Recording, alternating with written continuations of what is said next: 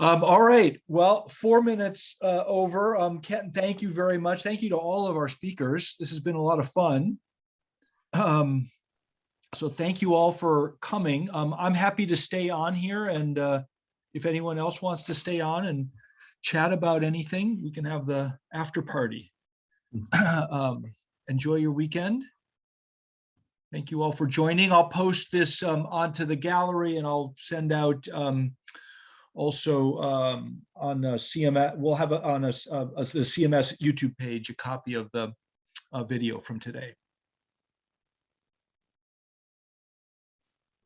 Great morning, everyone. Thanks for getting it together. Bye, everybody. Thank you all. Bye-bye.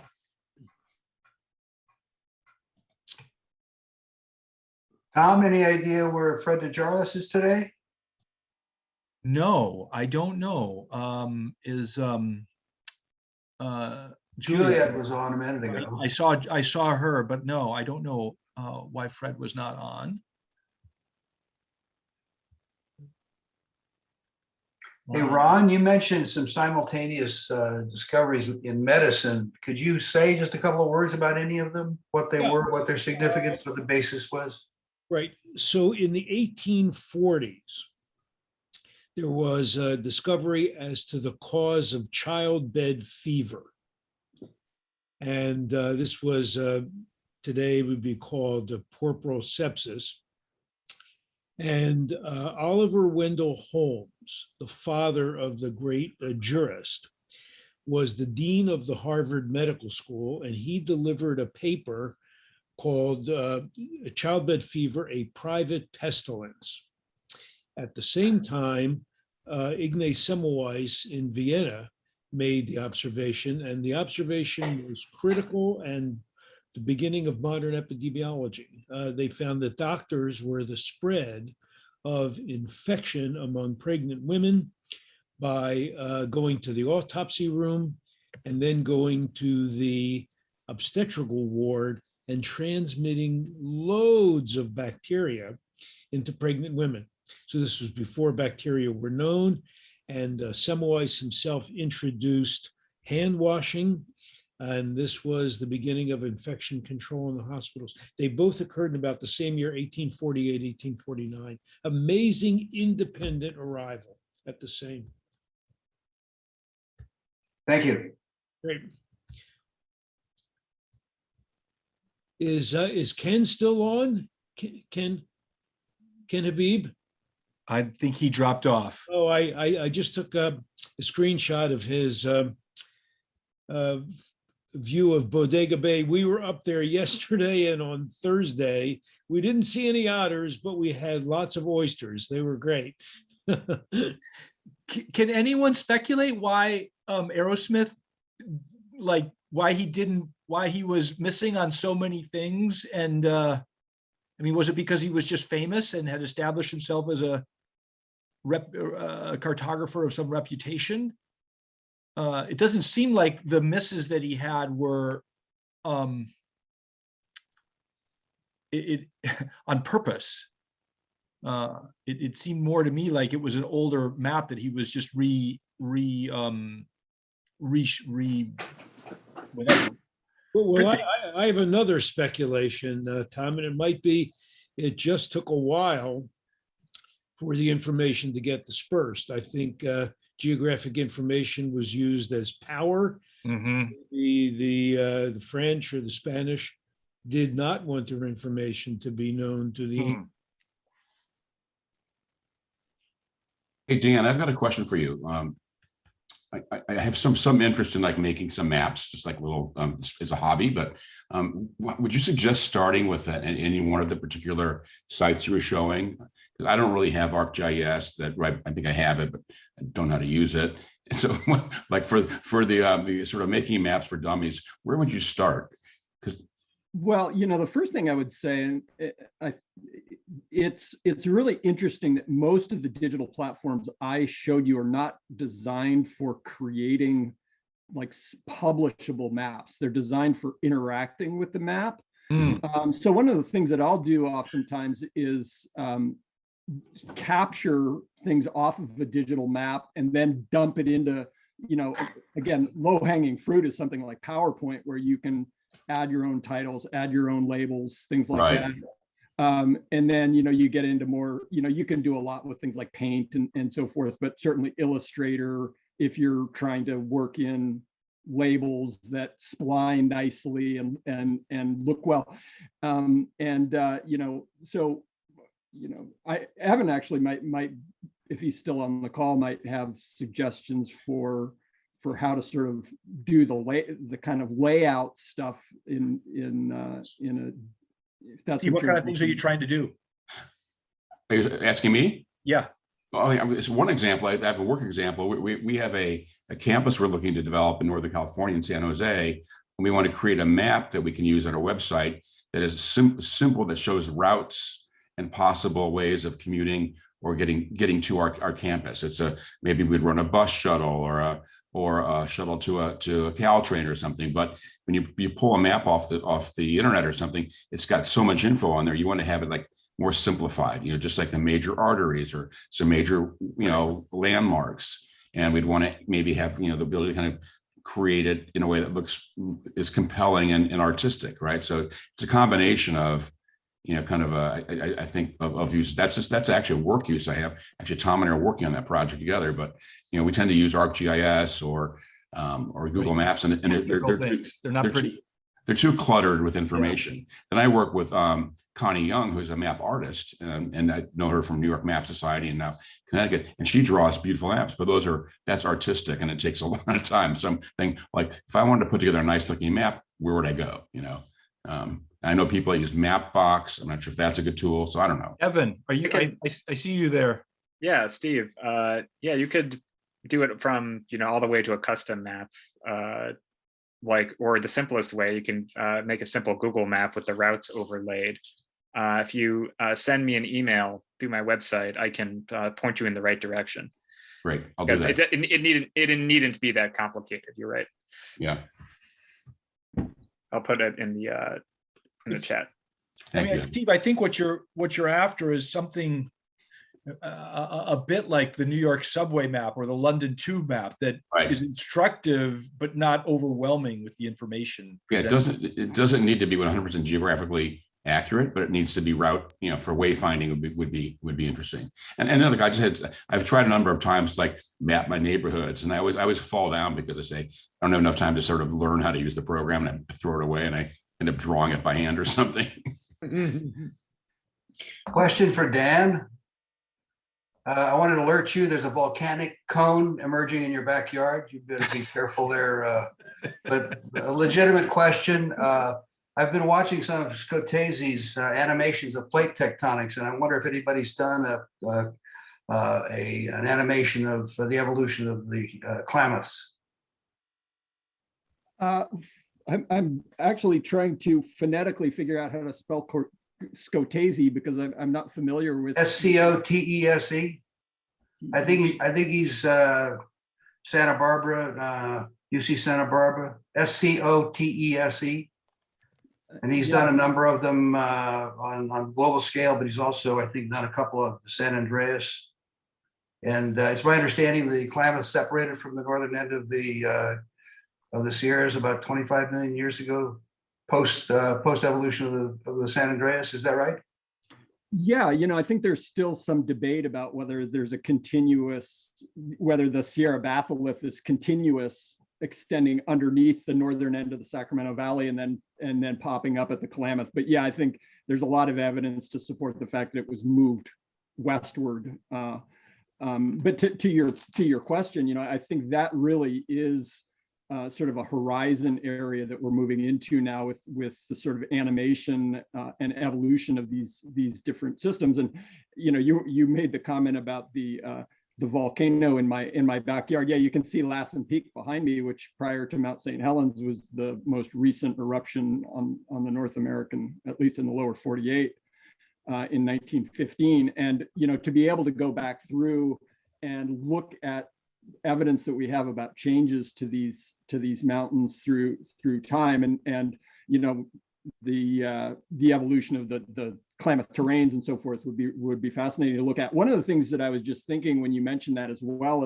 is the wide availability of LiDAR now is just kind of mind-blowing in terms of, if you don't know LiDAR, it's the light detection and ranging. It's basically high resolution elevation data that's increasingly becoming widely available. And it's just remarkable. You pull it up and it can, the LiDAR will essentially strip all the vegetation away, and you can discern subtle features on the landscape, landscapes, landslide scars or drainage ditch, patterns and so forth. And those kinds of things are really advancing things like understanding, changes that have happened to volcanic mountains, for example, that are quite dynamic systems. Is there any established relationship between the evolution of the Mendocino triple junction causing the separation of the Klamaths? I would probably defer to my colleagues in geology on some of that. It's an absolutely fascinating system. As a matter of fact, I have some of the map work that I've done, and the geologic terrains of the Klamath system are just absolutely fascinating, and it's among the most complex mountain systems on the planet in terms of its geologic history, its tectonic history, its slope and aspect and elevation gradients and so forth. It's also been suggested that Sutter Buttes are the southernmost expression of the Cascades. Do you know anything about that? Yeah, that's fascinating. There's a great roadside. If you're ever around the Buttes, stop at the rest center there. There's a nice little description of that, the world's smallest mountain range, right? Which is a volcanic feature. And, there was a lot of volcanism in the Sierra Nevada prior to the evolution of the San Andreas Fault. So I'd never heard that it's the southernmost expression of the Cascades. And again, those plate boundaries they've been moving dynamically. Overlapping, yeah. Yeah, they've been exactly, overlapping, very much so, right? I mean, you basically have this swallowed up. I've been doing some fantasy drawings of, what meditation mudras are, hand positions related to generation of chi. The Mendocino triple junction actually has a geometry similar to some of the mudras in Hindu meditation. I've done some sketches of the mudras overlaid on the Mendocino triple junction. I'd like to share it with you at some point. I would love that. I'll drop my my email address in the chat window. I'd love to see that. Thank you. Yeah, if I could just briefly, there's a Backcountry Press is a wonderful publisher that's out of Humboldt County, and they've been running a winter webinar series, and they had a PhD who I don't know if he's in biology or what his background was, but he's at the Forest Service Pacific Southwest Research Station. He also happens to be a native Karuk Yurok Indian, and he was very much sort of straddling like the scientific academic perspective on how we understand these systems with this Native American tribal member, the sort of stories that have come in through the elders of what wasn't obliterated by all the history we're too familiar with. And I think it's really fascinating, kind of along the lines of what you were saying, multiple ways of interpreting these systems and these environments that we live in. Tim, are you maybe muted? Can't hear you. Still can't hear you. Still can't hear you.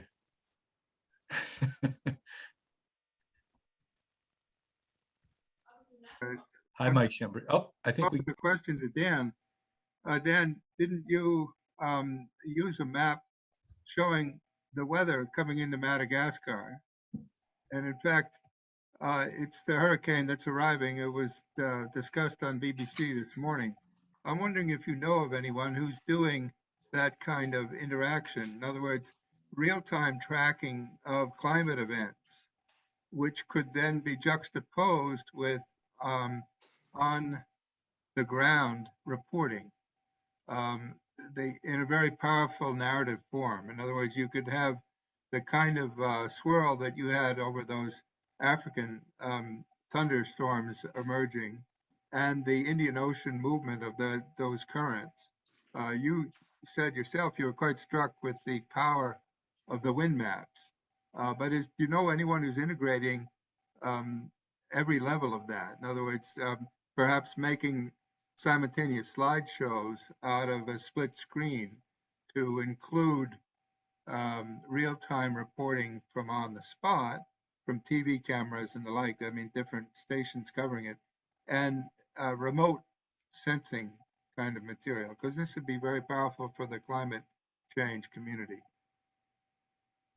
Well, I like your question, Tim, especially in the sense of, you know, as a geographer, I'm always thinking of things in terms of scale. And of course, we've got these amazing sort of, you know, Windy's giving us this sort of space-eye view of the planet. But then, like you were saying, the sort of experiential, what Right. people are seeing and experiencing on the ground. And you know, these things are coming at us so fast and quick, it's hard to keep track of what's happening. But one thing I will say is that story maps have become really a powerful platform for integrating. I was going to drop my kind of map viewer into the thing here, you know, to be able to integrate.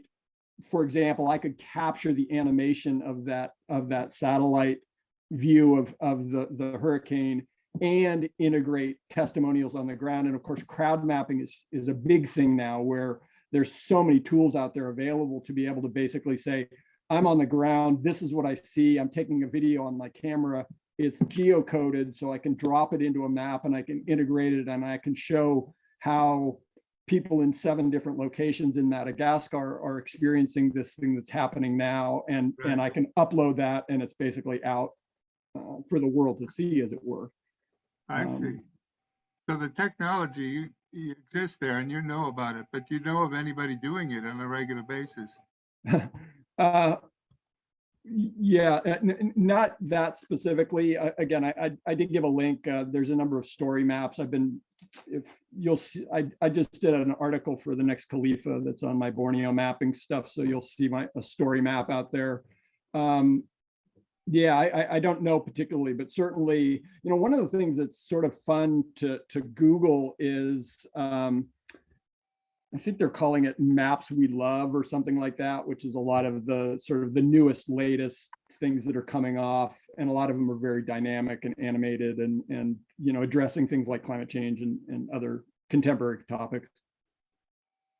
Well, that'd be great, because I'd love to do it and find out who's doing it. For example, on deforestation in Brazil, you can get the seasonal maps of the smoke plumes coming out of the Amazon, and then do on-the-spot reporting with what's being done, so that you could put together narratives. It seems to me a whole slew of them from real-time reporting. I just put a link in. It's an Esri thing, that Maps We Love. Yeah, apologies to Evan. I'm sure. You know, I often equate ESRI to Google and Microsoft. You know, they're highly flawed, large corporate behemoths that provide tools that we still use because. But Dan, I mean, one of the problems I find with Esri is it's overwhelming. There's just so much information to fish through, and it takes a long time. It's interesting, but it really takes a long time and a lot of patience. And I mean, how do your students learn? Do they learn by example more, or by following other people's stuff? Or well, I absolutely agree with you, Mike, and a colleague of mine that is from a similar vintage and has been knee deep in the ArcGIS products for as long as I have, was just commenting on the fact that Esri or ArcGIS tries to be everything for everyone, and you know, it's easy to get very quickly overwhelmed with all the options, and it is quite challenging to teach, especially Pro, which is the desktop version. The GIS Online link that I gave you guys, that's actually pretty easy. You can poke and prod and just search layers. And even, you know, the question that I guess it was Fred had, or maybe it was somebody else who was talking about wanting to make a map. You know, you've got editing capabilities where you can draw line work on top of existing maps and again, capture it, which is as a screenshot or something like that. But no, I think that's a very fair complaint. And I think that in some ways, something like QGIS really strips a lot of the the noise out of it that the ArcGIS stuff does not. Well, if you could provide I don't know if you can send Tom a list of beginners a map manipulation programs or something like that. Just a list of them would be very helpful for Tom to include in the chat, or maybe send out along with the posting of this particular session. Well, We have some on the website, right, already. I think we could augment it. Oh, Right. that's great. I don't know how many of these are beginning, but when I spontaneously decided to talk to you guys today, I pulled up my my map links, and I have something on the order of 300 links in this document. I'll send it Tom's way, and Tom can poke around, and or maybe I'll send it to Tom and Mike, and you guys can decide which ones you think are worth sharing. It's a really interesting thing that, Tim, you're asking about making maps, and Steve Hannon's making maps. I mean, and look, I employ people who make maps for me. I find that so I don't have Tim, I don't have a silver bullet for you. I don't think we're headed to have a Microsoft Excel kind of product for map making. I don't see that happening. It's not for a while. It's complicated. Sure. Well, one of the things that, go ahead. Well, the way that I would accomplish like making maps for the purposes that I want would be to try to form collaborations with people who have some of those skills, but have the same objective and interest that you have, because the ability to think conceptually about an issue is not the same thing as the ability to make a map. They're very different. And your ability to conceptualize a thing that you want to see is actually very valuable, right? And not everybody has that, but there's people who are more technical. Right. No, I agree. I mean, I'm facing the problem now, as you know, with my mapping with things like Ken Habib's stuff of Africa. If I'm looking at the slave trade maps, for example, you can illustrate what demographers know is a fact, namely that the colonial period and the slave trade period resulted in the marginalization of the human population. That's not to say that they become less important. What it means is that they move from the center of continents to the margins of continents, because all of the ports were set up on the coast. Now that means that there are about 40 million people that live in West Africa within 2 meters of sea level. And that could be illustrated as a time historical map of one map dissolving into the next, into the next, into the next, showing populations moving towards environments that aren't going to be very stable for very many decades ahead. I mean, we're going to have hundreds of millions of people on the move in search of fresh water, food, and lodging, because sea level's rising faster than any of them can understand. Now, that's the kind of dynamic you could illustrate in a series of maps, which are pretty simple maps in one respect. And the historical correlates of them are there. In other words, in the Rumsey collection, in the Library of Congress, in the University of Northwestern and the like, they're all there, but they need to be integrated in that kind of narrative sequence. Anyway, that's the kind of problem we're up against. Well, I just looked at, you may want to look at what Dan just sent. It's a story map about racial inequity in North Carolina. Yeah. Well, thank you guys. I'm going to need to Thank you.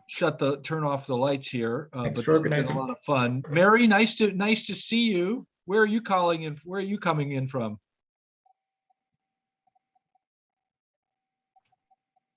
Nice to be seen. I'm outside of Los Angeles. Oh, nice. Nice. Well, thanks for joining. Nice to meet you. It's just, I can't tell you how much I enjoy it. It's really amazing. Thank you. Thank you all. Hey, Tom, can I send you guys out with a book recommendation, since Mary said she's outside of LA? There's a brand new Heyday Press book called LA Attitudes.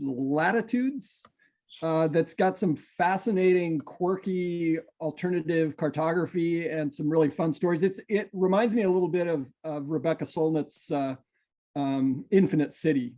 What is let's track it and then we'll put it in the chat so everybody will have it. The way that they write it is LA Titudes. Latitude 1. So it's did Oh, I here we spell go. I missed a U in there. An Angelino's Atlas. Yeah, that's the one. I got it. It's really quite fun. All right, I'm putting it in the chat. Patricia Wakita. Okay. Any other book recommendations? I read In the Kingdom of Ice by Hampton Sides about the Jeannette expedition to the Arctic in 1880 when they still thought that the polar sea was open and they launched themselves into the ice floes and got stuck and immediately realized they were wrong and spent 2 years in the ice. And there's a map of the open polar sea from 1880s, which is kind of crazy that people thought that was a great book. I just participated in a thing about science and empire, which is very interesting in terms of its maps. Because one of the things they started to map were locust plagues. And locust plagues aren't confined to any nation state or any colony, but they had only that equipment to start studying them back in the 1920s and 30s. And the whole history of cartography of pestilence and plagues and some things like locust movements would be something very interesting to track historically in the colonial mapping tradition. Interesting. All right, guys. Thank you. Thanks Thank so you, much, everyone. Tom. Great meeting. Thank you very Saturday. much.